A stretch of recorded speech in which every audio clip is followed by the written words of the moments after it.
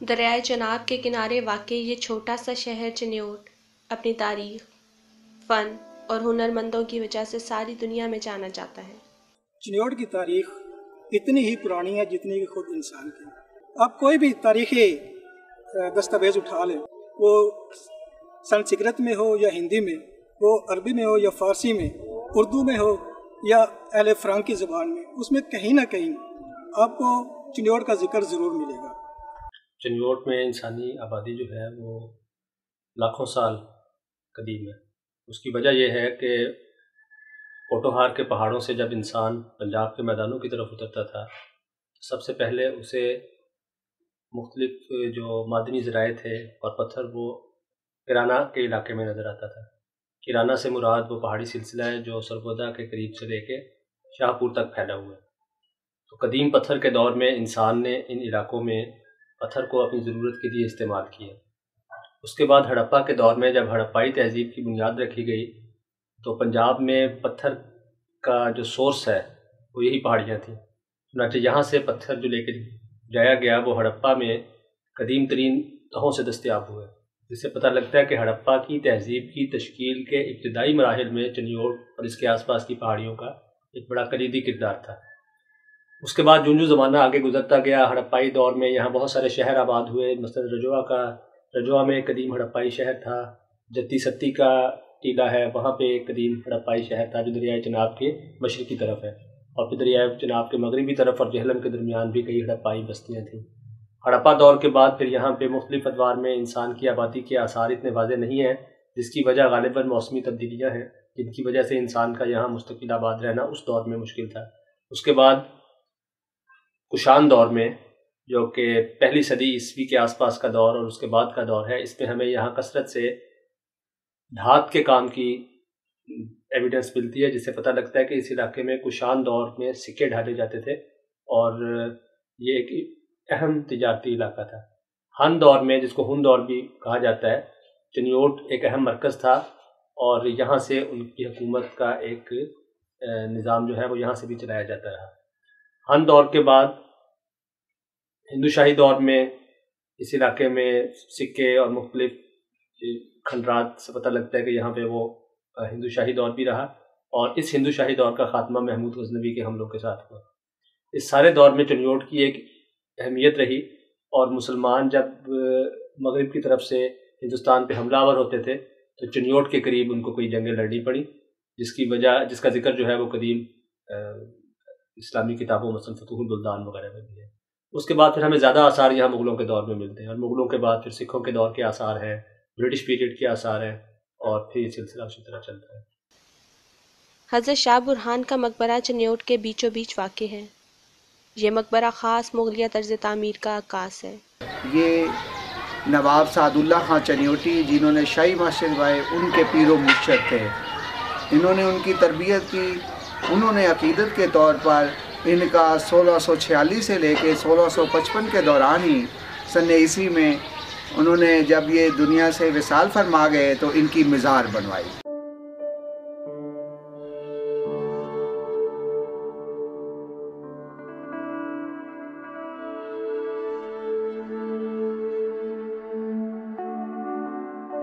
यहाँ पे एक अज़ाफ़ी काम जो है वो काशीकारी का है। दूसरा, जाली वर्क, ईंटों में जाली वर्क बहुत खूबसूरत बनाया गया है।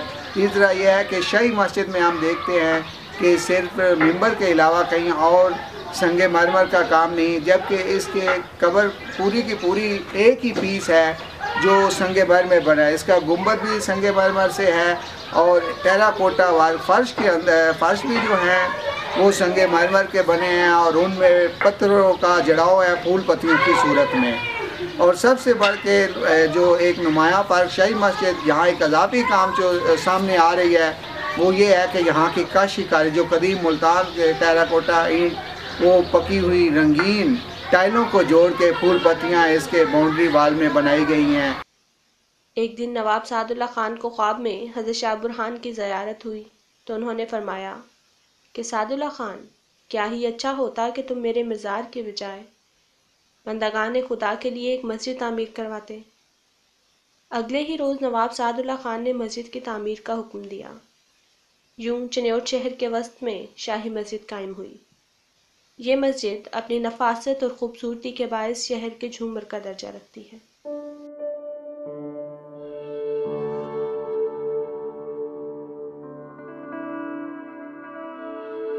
1646 से लेके 1655 तक ये मस्जिद बनवाई। चनियोट के दरियाए चनाब के करीब जो पहाड़ हैं उनसे पत्थर लिया।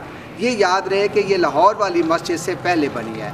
ये अगर 1655 में बनी है तो लाहौर वाली 1673 में बनी है। वो शाहजहाँ के तीसरे बेटे औरंगज़ेब ने बनवाई, जबकि ये मस्जिद शाहजहाँ के प्राइम मिनिस्टर और औरंगज़ेब के रूहानी उस्ताद सादुल्ला खान चनियोटी ने बनाई। लाहौर वाली मस्जिद रेड सैंडस्टोन यानी सुर्ख पत्थर की बनी है, जबकि ये ब्राउन या क्लाउडी स्टोन, इसे चनियोटी पत्थर भी कहते हैं, अबरी पत्थर भी, तो उन पत्थरों से। लाहौर वाली मस्जिद का जो नमाजियों का हाल है वो खाली है, जबकि इसके जो प्रेयर हाल है आप देखेंगे 40 के करीब सतून है पत्थर के बनाए, जैसे स्पेन की मस्जिद कुर्तबा उससे मुनासबत रखते हुए।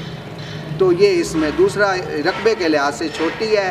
और सबसे इन सारी मस्जिदों का जो बुनियादी माखज़ है वो जामिया मस्जिद दिल्ली है, जो 1644 में बनी। मुग़लों ने पहले से ही इसकी आमदनी के अखराजात का इसके साथ मुंसलिक प्रॉपर्टी छोड़ के कर दिया कि वो 114 दुकानें हैं जिसकी आमदनी हुकूमत पंजाब महकमा औकाफ़ के ज़रिए हासिल कर रही है। एक मरतबा 1977 में इसकी रेनोवेशन आसार कदीमा और महकमा औकाफ़ ने मिल के इसकी रेनोवेशन भी करवाई। तो अब ये महकमा औकाफ़ के ज़ेर इंतज़ाम है और यहाँ जामिया मस्जिद है। नमाज जुम्मे के दिन खासा रश होता है और शहर की चनियोट की सबसे बड़ी मस्जिद। दरियाए चनाब के अंदर एक जजीरा नुमा जगह है जिसे हज़रत बू अली कलंदर की चिल्लागाह कहते हैं।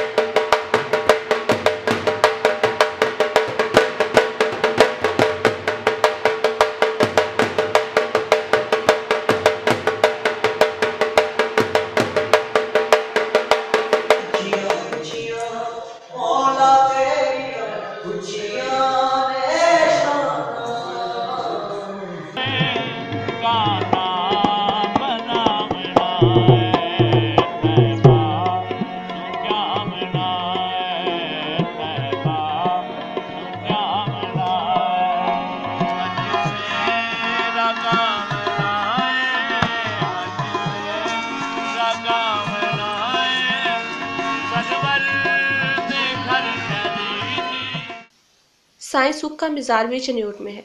उन्होंने अपनी ज़िंदगी में ही ये मज़ार तामीर करवा लिया था। शीशा साजी के फ़न के एतबार से ये मज़ार अपनी मिसाल आप है।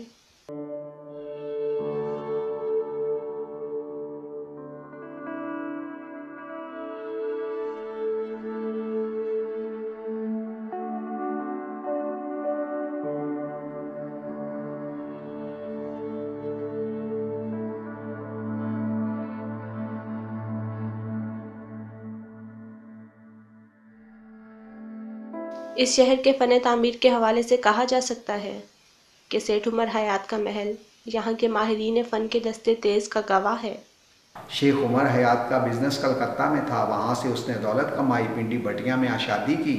अल्लाह ने उन्हें बेटे और बेटी की सूरत में औलाद की नेमत से नवाजा, तो उसके रहन सहन के लिए उन्होंने ये 5 मंजिला महल बनवाया, जो इसके तहखाने शामिल करें तो 6 मंजिला महल बनवाया।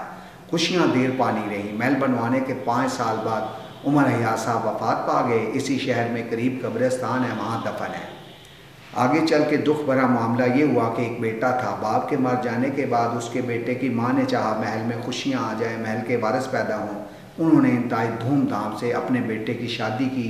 शहर की पहाड़ियों पर चढ़ के ढोल बजाया और कहा गया, जो ढोल की आवाज़ सुने समझे शादी पे बुलाया गया। जो पकते हुए खाने का धुआं उठता देखे समझे इन्वाइट किया गया। बड़ी एंटीक नोयत की शादी थी। बस अल्लाह के यहाँ जो तय था होके रहा कि उनका इकलौता बेटा अपनी शादी की अगली सवेर को अपने ही वलीमे वाले दिन दम घुटने से मौत वाक़या हो गई। सो खुशियों का जो माहौल था गम में बदल गया। उसकी माँ ने रो धो के कहा, जहाँ जिंदा नहीं रहे मर के तो रहे। अपने बेटे गुलजार को महल के सेन में दफन करवा दिया अंदर ही। 1 साल बाद उनकी माँ भी इसी गम में घुल मरे, रोते धोते कब्र को बोसे देते मर गए। उन्हें वसीयत के मुताबिक बेटे के पहलू में दफन कर दिया। ये अपने रहने वालों का मिजाज बन गया। अब ये शहर की लाइब्रेरी भी है और कह लें अपने फन तामीर के हवाले से सैर व सियाहत का मरकज़ भी बना हुआ है। कभी ये 5 मंजिला इमारत थी, इसकी 2 मंजिलें 1974 में ख़तरे के सबब से गिरा दी गई। खिड़कियाँ दरवाजे ज़्यादा हैं झरोके, खिड़कियाँ, सीढ़ियाँ, बहुत कुछ लकड़ी में बना है, इसलिए इसे लकड़ी का महल कहा जा रहा है। लेकिन ये इसको ज़्यादा लकड़ी को हमें वो काम भी अच्छा है, लेकिन टाइल वर्क भी अच्छा है, शीशे का काम भी बड़ा खूबसूरत है और नक्काशी भी बड़ा उम्दा की गई है। सारे इसे सजाने में मगर रहे। फन तामीर के अलावा लकड़ी के काम में भी चनियोट असल आमाज का है।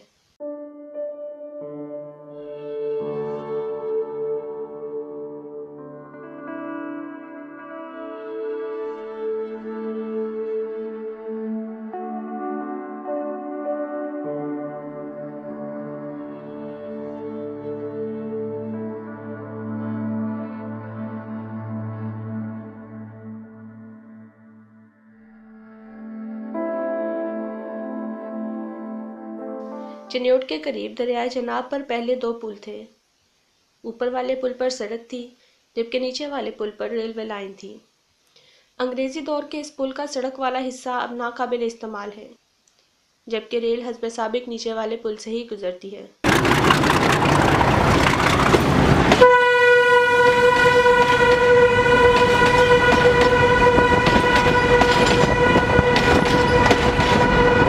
दीगर ट्रैफिक के लिए नया पुल बना दिया गया है, जिसकी लंबाई चनियोट से शुरू होकर जनाब नगर तक जाती है।